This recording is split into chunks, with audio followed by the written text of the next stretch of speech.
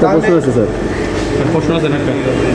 Sir হচ্ছে metal থেকে ইলেকট্রোডটা কতটুকু দূরত্বে রাখবে? শর্ট আর্ক, ঠিক আছে। দেখো আর্ক লেন্থ, এটা থিওরিতে মনে হয় পড়াইছে স্যারেরা। আর্ক লেন্থ কয় প্রকার বলো?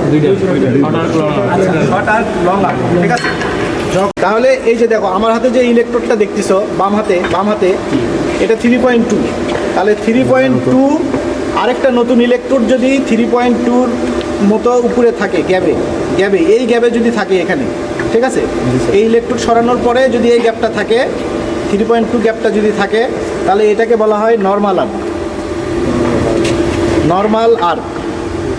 যেই ইলেকট্রোড দিয়ে করব সেই ইলেকট্রোডের মাপ, তাহলে এটা হলো নর্মাল আর্ক। আচ্ছা, এখন এই ইলেকট্রোড থেকে যদি একটু গ্যাপ বেশি থাকে, একটু যদি উঁচু থাকে, সেটা হলো লং আর্ক। আবার এই ইলেকট্রোডের থেকে যদি একটু নিচে থাকে গ্যাপ, ঠিক আছে, একটু গ্যাপ যদি নিচে থাকে, তাহলে এটা হবে শর্ট আর্ক।